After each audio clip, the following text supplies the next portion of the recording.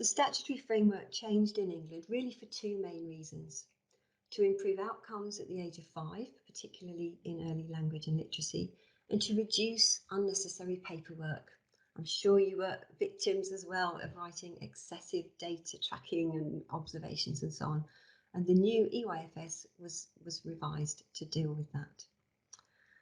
You might be hearing the 3 I's that the statutory framework and Ofsted in particular are very interested in. The first one is intent. They're the educational programmes of the EYFS, which provide the curriculum framework that you will build to decide what your children are going to learn. The leaders and practitioners decide then how to implement that curriculum through their own pedagogy, and that's what's called implementation.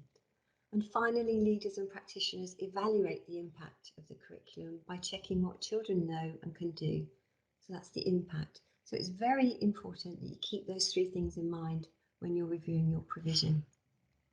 A good question to ask in self-evaluation and reflections about your provision is: what's the impact of our curriculum, pedagogy and learning environment, and how do we know that?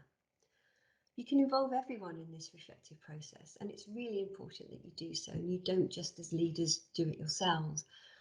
And one feature in Tapestry that we've created over the last couple of years is our reflections feature, which can be used to discuss whatever it is you feel you should be reflecting upon, with a view to continual improvement in your provision. Everything starts from our curriculum, and so it's a really good idea to start from the inspection framework or some of the reports. So on this green blob on the left-hand side, I've just extracted something from the Ofsted inspection framework. So this is a description of what I'm sure we'd all want to see in every setting. So practitioners ensure that their own speaking, listening and reading of English enables children to hear and develop their own language and vocabulary well. They read to children in a way that excites and engages them, introducing new ideas, concepts and vocabulary. So that's what we're all aiming for, I'm sure you'd agree. On the right-hand side, I've just extracted, and I won't read these out, a couple of extracts from recent Ofsted reports from October. So these are the kind of things that good and outstanding settings are showing inspectors. So you might want to take any of these extracts and start a reflection within Tapestry. Add your own reflections, invite staff, so you'd give it a title, you'd start the reflection off. You can invite other staff to join in. You can link it to observations of children or other reflections, add videos and so on. So this document builds into a really great self-evaluation and reflection document, and you can have as many of these reflections ongoing as you like. So when you're looking at your setting, it's really great to involve your colleagues.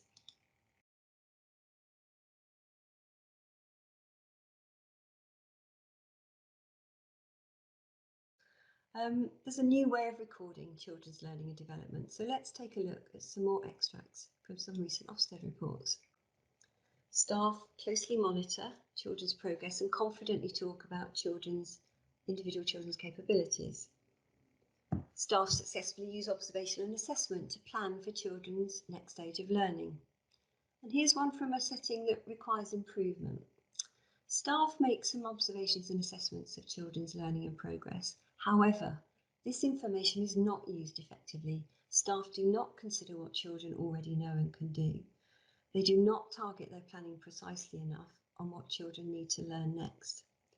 So it's often a really good idea to look at those settings that are not just good and outstanding, those Ofsted reports, but to look at ones that require improvement, because that gives you little pointers about how you might feel that you need to improve as well.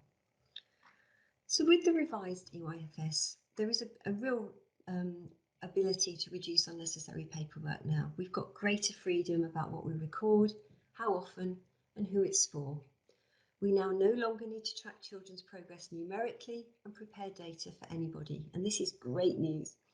But it doesn't mean we're not interested in making sure children are all making good progress, nor does it mean we should stop sharing the learning with their families.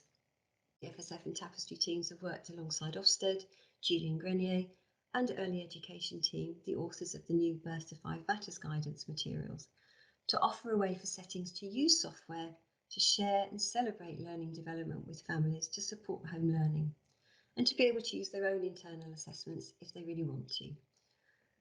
We don't need to assess every observation, as I mentioned earlier on, but to collect observations over a period of time and then just flag the areas of learning that you can search for later. Then review what you have periodically and decide whether the child is making good progress or whether you might have a concern in one or more areas. This is where the areas of concern screen comes in with Tapestry. So you'll see this is a summary for a little girl called Amelie on the left-hand side. You can see under her photo that there's been 3 reflections written about Amelie, and she has 9 observations currently.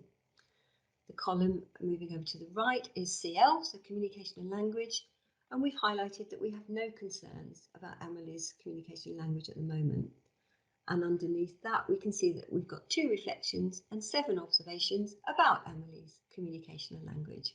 And there they are moving across to the right-hand side. We've got the reflections in the centre of your screen and the observations. And we've got a number of flags in the purple and yellow colours, which the staff members have chosen to flag those observations and reflections around Amelie's personal development and communication and language.